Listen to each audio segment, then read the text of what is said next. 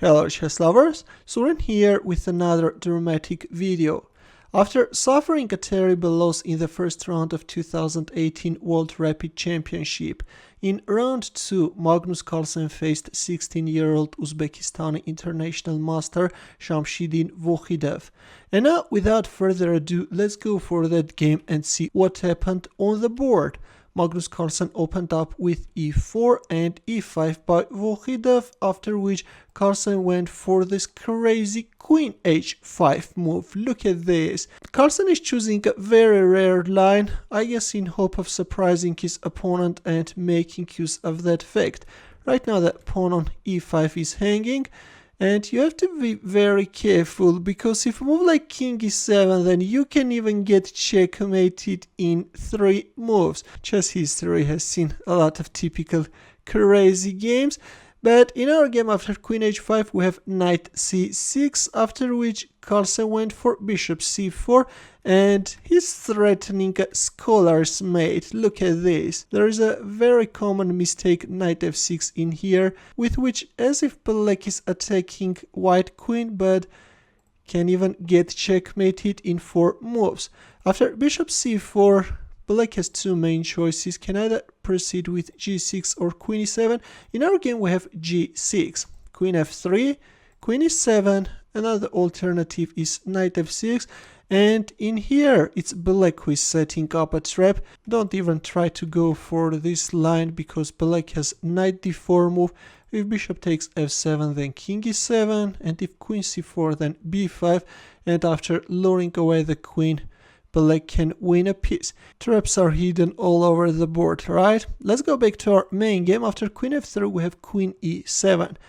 Already there are some knight d4 threats, that's why Carlsen went for knight e2, knight f6 by Vohidov, d3, bishop g7, knight c3, h6, knight d5. We see the exchange of knights on d5 square and knight a5. Black wants to get rid of this light squared bishop, but Carlsen found a beautiful continuation and he played d6, sacrificed a pawn in order to hinder the development of this light squared bishop, and after bishop d5, black is facing some problems. Yes, white has a pretty nice compensation for the sacrificed pawn. Knight c6 by black, bishop d2, queen f6. Of course, black is a pawn up, wants to exchange the queens, white is rejecting. We see castling by both sides, knight e7, knight c3 and queen f5. Still black is insisting on exchanging the queens, queen b4 and knight takes d5, which is a dubious decision and allows white knight to jump on this dominant square. Yes, after knight takes d5, black is facing serious problems. Already there is a knight e7 threat, that's why black played king h7. Knight c7 is on the board.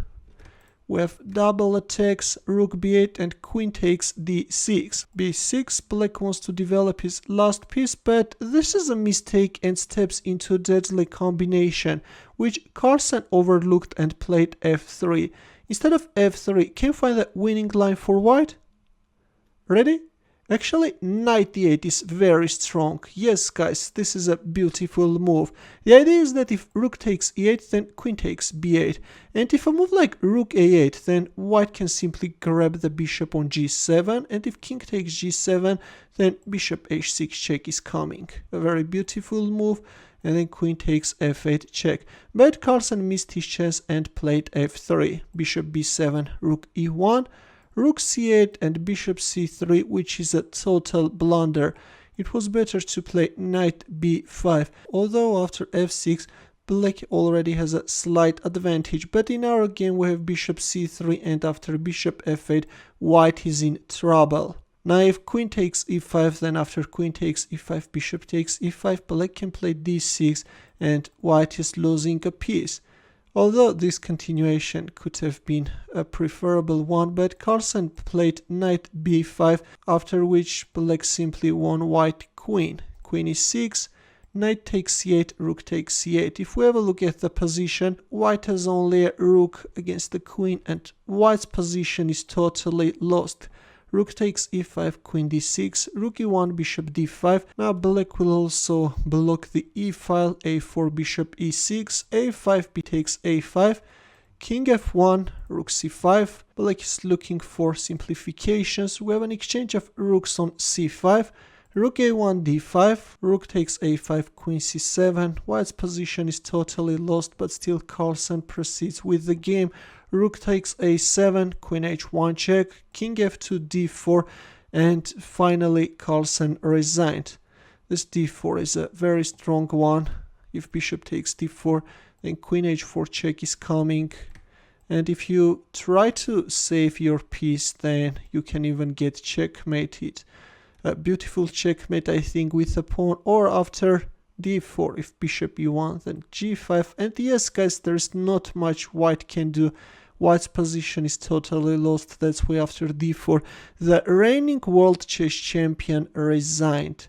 Yes, guys, looks like that after losing on time in round 1, Magnus Carlsen was thrown into a complete knockout and lost this one pretty easily. Let's hope that Carlsen will manage to find strength and will fight back in the remaining rounds. Good luck, Carlsen.